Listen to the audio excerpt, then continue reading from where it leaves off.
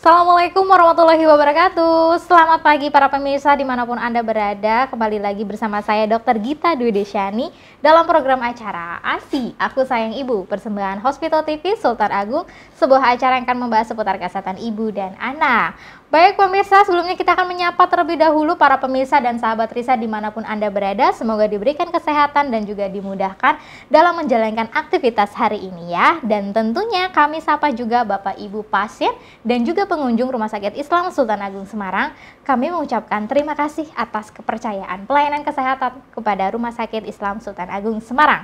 Dan juga semoga diberikan kemudahan dalam menjalankan segala pengobatannya di Rumah Sakit Islam Sultan Agung Semarang. Baik pemirsa, saya di sini tidak sendirian, sudah bersama narasumber yang cantik dan luar biasa, dan tentunya sahabat Risa pasti sudah kenal ya, atau mungkin sudah sering konsul sama beliau ya. Langsung saja yuk kita sapa bersama-sama Dr. Stephanie Harumsari, MSc Med SPOG. Assalamualaikum Dr. Fanny.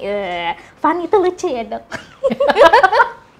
Waalaikumsalam warahmatullahi wabarakatuh. Dijawab dulu ya dokter. Dijawab kita ya. dulu ya dokter ya. Waalaikumsalam. Baik. Gimana gitu. kabarnya hari ini dokter Fanny? Masya Allah, tabarakallah, baik. Ya, baik. Tetap menyenangkan juga ya dokter. Tetap menyenangkan dan alhamdulillah bisa ketemu lagi sama dokter Gita nih. Alhamdulillah, cocok banget lah Cocok pokoknya banget. ya. Baik dokter, hari ini kita membahas tentang KB ya. Nah, lebih ke hormonal versus non hormonal. Mungkin bisa di-sharing-sharingkan dulu dok, perbedaan utama antara hormonal sama non hormonal itu yang seperti apa gitu dok, ke sahabat pemirsa. Silakan. Oke, iya, sahabat Risa, kita tahu ya bahwa alat kontrasepsi mungkin bisa dibedakan menurut isinya atau kandungannya adalah menjadi hormonal dan juga non hormonal. Secara mudahnya mungkin karena untuk awam ya dokter kita ya, hormonal tuh berarti dia mengandung hormon, sedangkan yang non hormonal dia tidak mengandung hormon. Nah, hormon di sini apa? Adalah hormon sintesis yang meniru cara kerja hormon alami, yaitu hormon yang meniru kerjanya hormon estrogen dan juga hormon progesteron atau kita kenal sebagai ethinyl estradiol untuk turunan estrogennya, dan juga untuk progesteronnya adalah progestin. Itu bentuk sintesisnya. Jadi sintetis, mohon maaf. Jadi bukan hormon yang asli, tapi memang hormon yang sintetis gitu. Dan dia meniru cara kerja hormon alami yang ada di dalam tubuh. Sedangkan untuk KB yang non hormonal itu tentunya tidak mengandung hormon. Karena macam-macam, nanti masih kita bagi juga apakah dia metode yang tradisional atau dia metode yang modern. Apakah dia metode yang jangka panjang atau dia non jangka panjang gitu. Baik dokter, berarti hormonal ya isinya ya hormon menyerupai hormon asli ya, sintetis Ya, betul, tapi ya dokter ya. sintetis. Tapi kalau yang non hormonal sama sekali nggak ada kandungan Nggak ada hormonnya. kandungan. Nah, pasti pertanyaan di sini ibu-ibu atau mungkin yang sudah lebih dari 2 nih ya dokter ya, anaknya mau coba pakai KB gitu. Kira-kira gimana sih mereka kapan harus pakai KB yang jenis ini, atau mungkin indikasi-indikasinya tuh harusnya pakai yang mana, atau mungkin harus periksa dulu atau gimana sih dok awalnya gitu? Oke, awalnya. Jadi memang untuk pelayanan kontrasepsi kita melakukan konseling sebetulnya ya. Memang kita harus melakukan konseling. Jadi tidak bisa mungkin tidak selalu dalam waktu satu kali tatap muka langsung cocok atau deal nih dok, pakainya KB ini. Ya, seperti bergening kita kalau mau beli baju mungkin ya itu kan ada tahapannya ya dokter kita ya. Sama untuk kontrasepsi juga seperti itu, seringkali kita konseling beberapa kali. Nah, yang paling penting di sini adalah karena kontrasepsi ini secara prinsip ada 3 tujuannya, yaitu apakah dia mau menunda, apakah dia yang kedua adalah dia menjarangkan, atau dia menghentikan sama sekali gitu. Kalau dia tahapannya adalah menunda, berarti biasanya ini untuk pasangan yang masih sangat muda, misalkan menikah usianya kurang dari 20 tahun atau memang belum siap untuk punya anak, itu pakainya menunda. Terus kemudian dia yang menjarangkan atau mengatur kehamilan ya, untuk menjarangkan ini biasanya usia 20 sampai 35 tahun, dan juga menghentikan pada usia yang lebih dari 35 tahun atau dia yang sudah memiliki lebih dari 2 anak. Sehingga kita perlu konseling dulu nih, pasien atau klien kita ini masuk ke yang mana. Terus kemudian belum lagi nanti dengan riwayat medisnya, ada tidak riwayat medis yang penyulit yang mungkin memang dikontraindikasikan untuk KB metode tertentu seperti itu. Baik, berarti awal mulanya memang tetap harus konseling dulu ya? Ya, tetap konseling dulu. Baik, berarti para mom kan biasanya sekarang tuh udah pinter searching gitu loh. Aku nggak mau yang hormonal, nanti gendut katanya gitu lah dok. Nah, memang itu bukan ini sih, bukan mitos, tapi memang begitu. Iya betul, tapi kan sebenarnya tetap harus konseling dulu. Tetap harus kan, konseling. Nah, biasanya gimana sih dok, biar kita tuh motivasi untuk ayo dong kamu tuh konseling dulu nih, gara-gara memang harus ada yang perlu diketahui seperti tadi, buktinya tujuannya aja ada 3 tadi gitu loh dok. Nah seperti itu, gimana sih dok untuk motivasinya itu? Untuk konselingnya, jadi sebetulnya gini, jadi untuk pelayanan kontrasepsi ya, menurut saya tidak harus dengan dokter kandungan, tidak harus dengan dokter kandungan. Kenapa? Karena untuk pelayanan kontrasepsi itu kita sesuai dengan kompetensi, jadi bisa ada yang bisa dilakukan oleh bidan, ada yang bisa dilakukan oleh perawat, ada juga yang harus dengan dokter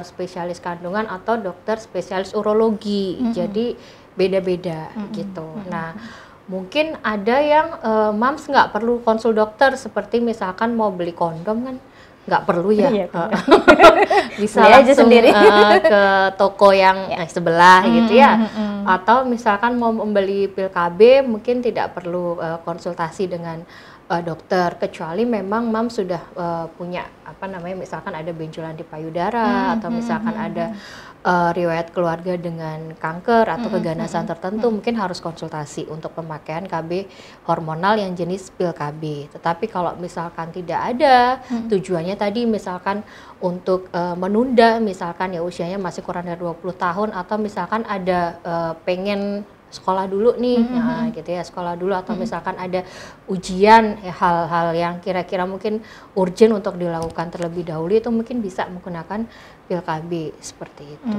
Nah, kalau misalkan mam sudah punya keinginan, terus kemudian memang ingin konseling atau konsultasi untuk KB, segera datang ke penyedia layanan kesehatan yang sesuai gitu. Jadi misalkan kalau misalkan tidak ada komplikasi, ke bidan atau ke dokter umum pada umumnya cukup gitu, tidak harus sampai ke SPOG, kecuali misalkan bekas operasi bekas operasi sesar, atau misalkan bunda punya penyakit bawaan, misalkan dengan penyakit jantung, atau misalkan punya kelainan darah, terus punya tadi yang seperti yang sudah saya sebutkan, ada riwayat keluarga dengan keganasan, atau misalkan bunda punya penyakit diabetes, punya penyakit darah tinggi dan seterusnya, itu harus konsultasi dengan SPOG gitu.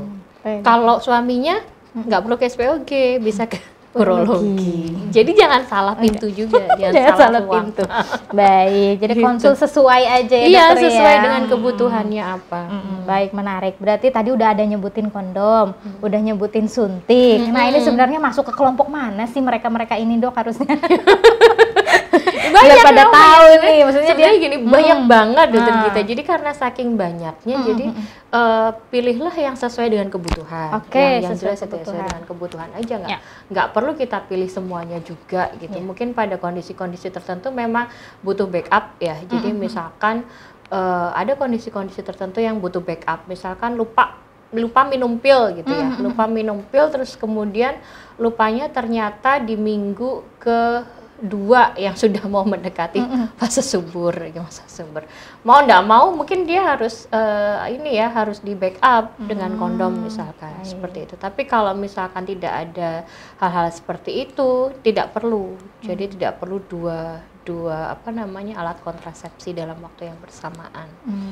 Gitu. Nah, kalau sesuai dengan indikasi, kalau misalkan plus minusnya ini sendiri antara hormonal sama non hormonal tuh kayak gimana sih, dok? Karena ini memang pilihan plus minusnya. Plus minusnya ini. Kalau plus minusnya masing-masing punya kelebihan dan kekurangan masing-masing ya.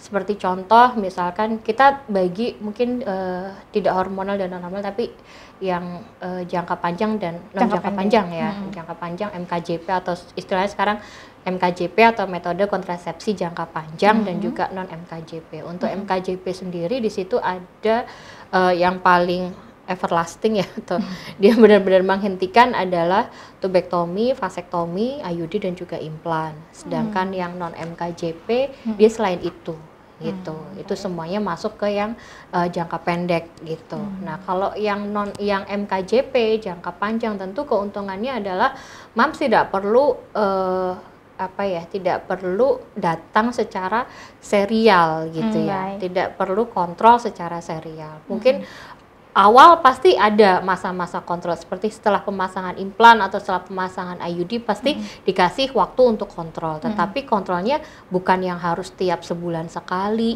gitu atau 3 bulan sekali. Jadi mungkin kontrolnya agak jangka panjang. Setelah 1 bulan biasanya kita anjurkan kontrol tiap 6 bulan sekali. Kemudian kalau nggak ada keluhan tiap 1 tahun sekali, seperti itu. Jadi lebih memudahkan dan tidak ada khawatir Bunda lupa minum obat atau lupa datang ke dokter atau bidan untuk melakukan suntik gitu. Jadi karena sebetulnya semakin sekarang tuh kan orang semakin sibuk gitu ya. Orang semakin sibuk. Kadang mungkin Bunda udah keluar pagi terus kemudian pulang malam, sore atau malam, di rumah masih ada anak dan lain sebagainya. Tentunya mungkin nggak sempat ya untuk datang ke bidan untuk sekedar suntik gitu ya. Jadi ini kalau sudah pakai yang MKJP kan sudah aman gitu kan. Jadi datang hanya seperlunya saja kalau misalkan ada keluhan atau memang sudah jadwalnya kontrol, seperti itu. Itu secara global sih. Kalau memang mau dibahas satu persatu pastinya ada panjang. Nah, itu ada kuliahnya sendiri itu pasti. Ya, ini buat yang diketahui biar mudah dicerna awam gitu ya dokter ya. Baik, bahwa itu sebenarnya pilihan ya. Cuman yang jangka panjang itu lebih efisien waktu juga ya dokter ya. Waktu. Dan ini juga dokter kita sebetulnya kadang saya tuh selalu share sama pasien gini, ketika kita punya tujuan ya dalam keluarga, menentukan ini ya, keluarga berencana kan kita menentukan kelahiran atau kehamilan itu sendiri. Tentunya kan punya target ya. Oh, kira-kira ini nanti saya akan hamil lagi kira-kira 3 tahun lagi. 2 tahun lagi gitu. Jadi itu kan harapannya supaya sudah selesai ASI-nya, masa tumbuh kembangnya anak ini sudah cukup optimal untuk menerima adiknya yang baru gitu ya. Itu lebih cepat pulihnya, kesuburannya lebih cepat pulih kalau kita pakai yang MKJP tadi, pakai IUD ataupun pakai implan gitu. Atau pakai yang pil KB, tetapi kalau pil KB kan tentunya harus ingat efektivitasnya kan lebih sulit ini ya, lebih sulit dikontrol karena kan tadi ada faktor ingat atau tidak seperti itu. Jadi ketika IUD dilepas, kesuburannya seketika langsung kembali, sehingga memudahkan sekali keluarga ini untuk memplanning kira-kira hamil lagi 3 tahun lagi nih gitu. Tapi kalau misalkan pakai KB hormonalnya seperti suntik 3 bulan, dia punya efek menipiskan dinding rahim atau endometrium. Nah, kalau misalkan tipis, tentunya nanti ketika dilepas atau dihentikan, kadang tidak selalu langsung kembali kesuburannya. Jadi dia butuh waktu nih untuk kembalinya lagi si endometrium. Kadang juga kita perlu tambahkan obat untuk menumbuhkan sel endometriumnya ini supaya bisa tebal seperti semula. PR lagi ya dok? Iya, jadi kadang kalau memang sudah punya target nih ya, nanti ya udah dok 3 tahun lagi, ya sudah kalau 3 tahun lagi jangan pakai yang hormonal karena nanti begitu dihentikan belum tentu langsung hamil. Jadi akhirnya PR lagi, akhirnya jaraknya semakin lama gitu. Kadang sudah dilepas 3 tahun, dilepas ternyata baru hamilnya nanti setelah 6 tahun anaknya, atau setelah 10 tahun anaknya kan jadi tidak tercapai. Betul. Berencananya gagal. Nggak gitu, berencana, nggak jadi rencana. Rencananya nggak kacau gitu. Kacau. Ya itu plus minusnya di situ iya, tadi. Plus minusnya di situ. Baik lagi. Nah kalau misalkan MKJP tadi kan tidak hormonal ya, rata-rata dan alat. Nah, tapi kan sekarang tuh banyak mindset, takut dimasukin alatnya gitu. Mungkin ya mohon maaf ya dok, gitu. Gimana itu ngurangin mindset seperti itu? Kenapa kok jadi yang berkembang, isu yang berkembang di masyarakat tuh ternyata yang gitu-gitu.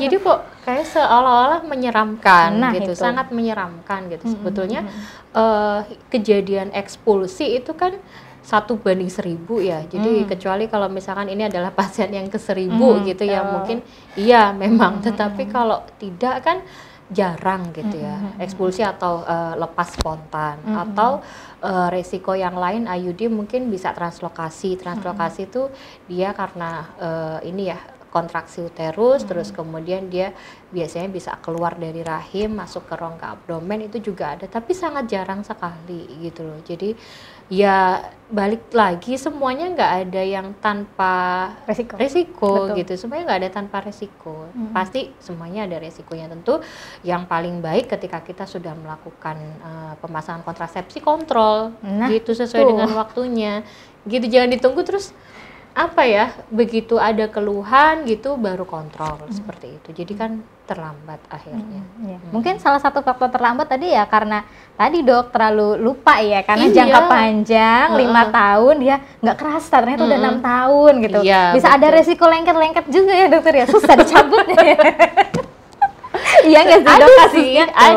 Ada sebetulnya ada kasus seperti itu, bahkan ada yang nyuwun sewu sampai nenek-nenek kebetulan yang sering kejadiannya itu adalah nenek-nenek yang gitu ya, udah pasang sudah lama sekali, biasanya beliau pasang udah tahun 90-an, bentuknya yang bukan yang kalau sekarang kan bentuknya T tuh, Cooper T. Yang dulu kan dia lap slope, bentuknya yang kayak ular itu loh, yang kayak ular melingkar itu. Jadi itu akhirnya panjang, benangnya juga udah putus. Biasanya seperti itu, memang lebih sulit, tetapi bukan berarti tidak bisa diambil, bisa, tetap bisa diambil. Yang mungkin gini, Mam, jadi takut nanti kalau nyeri kita bisa siasati pengambilannya di ruang operasi. Jadi seperti kuretase pada pasien yang abortus, jadi one day care langsung pulang. Tuh, gitu. Ya, berarti jangan takut dulu ya. Yang penting nih ingat ya dokter. Iya, betul, ingat untuk kontrol. Dan yang lebih penting adalah tadi perencanaan keluarga sebetulnya, karena kan kontrasepsi ini balik lagi bukan satu-satunya. Betul kan? Kalau keluarga itu kan kita mikirnya oh perencanaan keluarga, atau ketika bunda sama ayah menikah ini kan kita punya planning keluarga kan yang lebih besar dong. Apa keluarga itu hanya berpikir hanya masalah hamil dan punya anak, kan tentunya tidak. Iya, gitu loh. Jadi ini kan hanya salah satu gitu salah satu. Gitu. Mungkin untuk mencegah kebobolan juga sih dok ya. Oh iya, bahkan dia maksudnya MPASI-nya belum selesai gitu tiba-tiba sebenarnya kasihannya gini ya, ketika MPASI-nya belum selesai terus kemudian bunda sudah hamil, otomatis kan oksitosin yang dikeluarkan ketika kita seorang ibu itu menyusui itu kan menimbulkan kontraksi rahim. Nah, kasihan juga bayi yang ada di dalam kandungan ini. Iya, karena kan ibu ini hamil dalam kondisi ada kontraksi di rahimnya karena harus menyusui si kakak gitu. Belum lagi nanti ada sibling jealousy yang mungkin akan terjadi. Ya oke dok, berarti penting banget yang namanya perencanaan. Kontrasepsi itu jangan sampai ada mindset ya udah sekedar pasang terus lepas itu dok. Sudah pasang lepas mungkin ya udahlah kayak gitu. Dan di sini berarti sahabat Risa tuh harus tahu indikasi-indikasinya dulu ya dokter ya, dan bahkan harus benar-benar konsultasi tentang perencanaan jarak. Itu penting sekali. Perencanaan jarak seperti itu. Nah, kalau misalkan berkaitan tadi, kita kan tadi sudah termotivasi, ada banyak yang momok di luar sana takut pasang IUD salah satunya. Nah, kalau misalkan implan juga sama dok, kayak IUD juga takut juga kebanyakan kasus. Kalau implan biasanya tidak terlalu ya, pasien biasanya nggak terlalu takut pasang implan. Cuman memang penyedia layanan implan tidak sebanyak penyedia layanan IUD gitu, karena kan memang tingkat kesulitannya lebih tinggi daripada pemasangan IUD.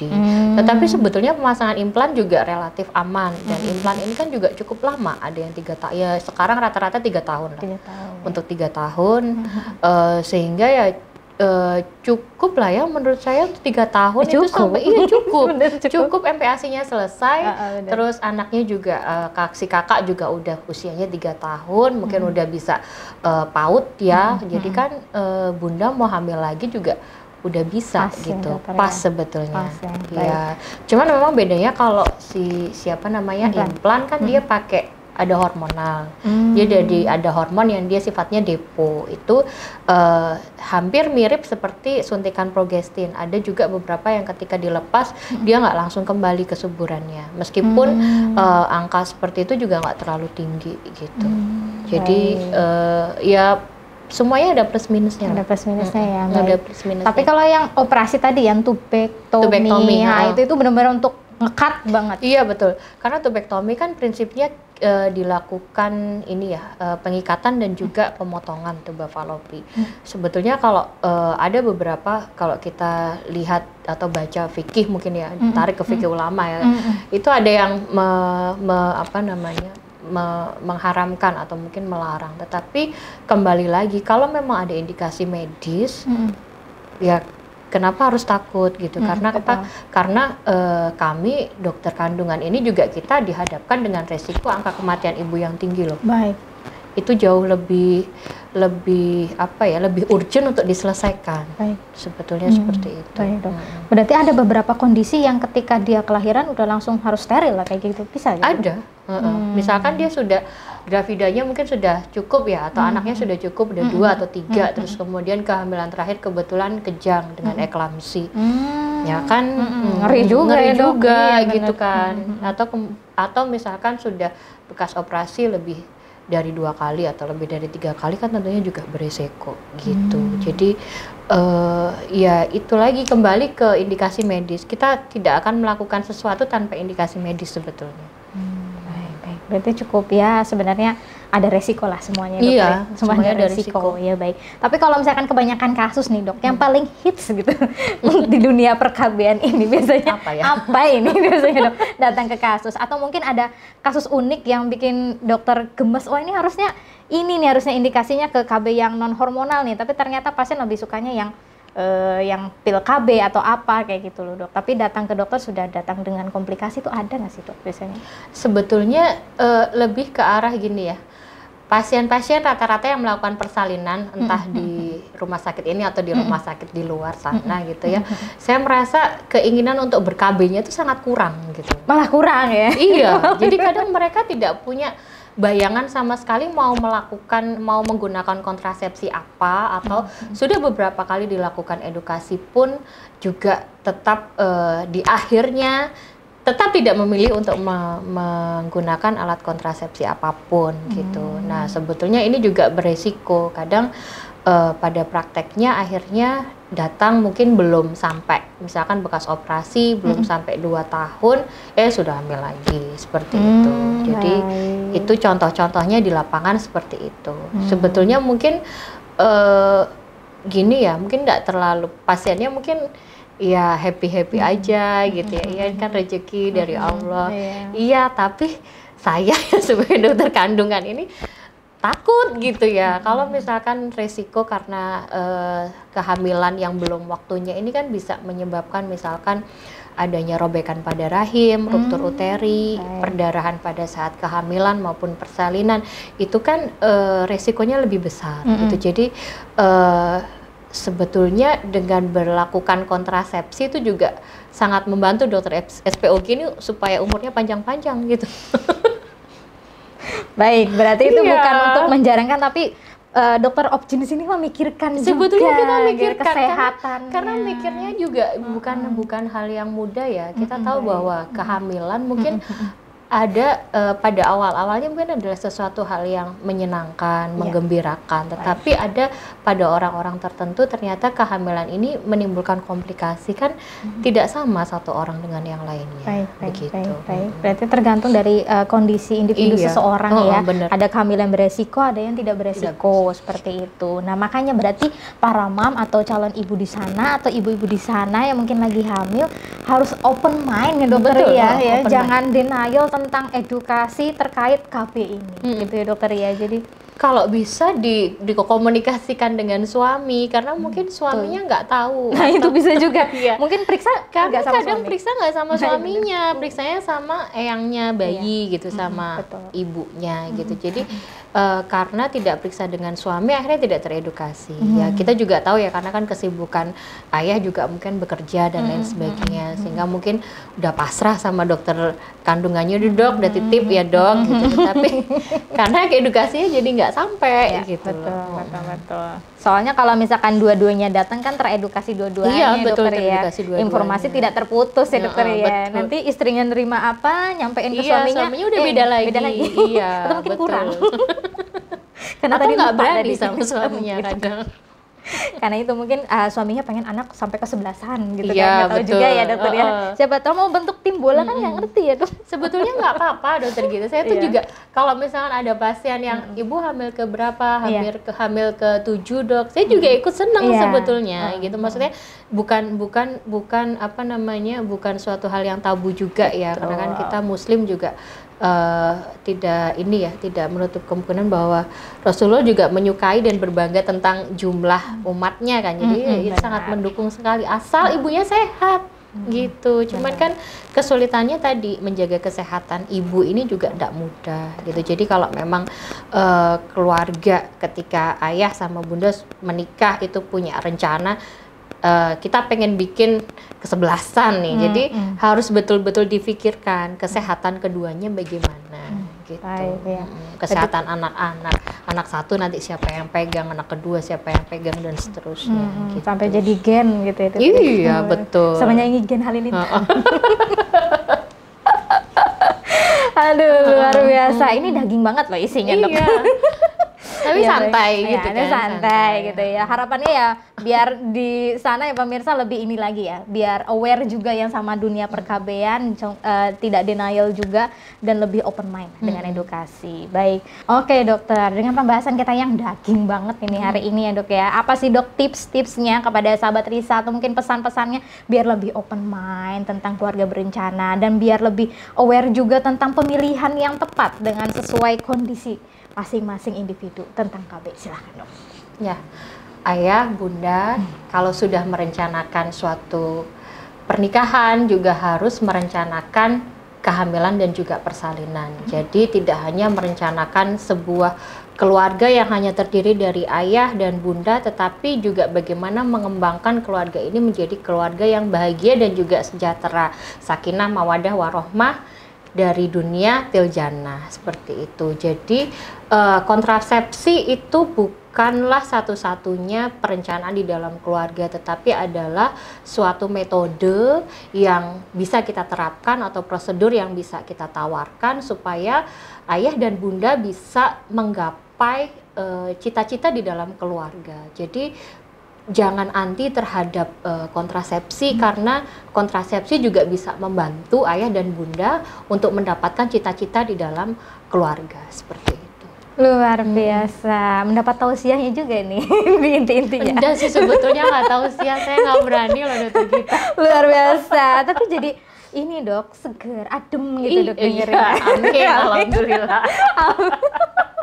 Luar biasa, Dokter Stefani. Ya baik pemirsa, seperti yang sudah disampaikan oleh Dokter Fani ya, memang kita harus aware dan open mind terhadap dunia perkabean ini tentang kontrasepsi. Bahwasanya penting sekali yang namanya merencanakan keluarga Anda ya. Tentunya perencanaan keluarga itu untuk mementingkan sang ibu untuk mempersiapkan kehamilannya, kemudian keluarga Anda juga jaraknya harus biar ideal juga nanti ya, biar nanti bisa mengurus anak itu sesuai ya, jadi tidak rentetan, wah ini nanti anak masuk sekolah barengan lagi.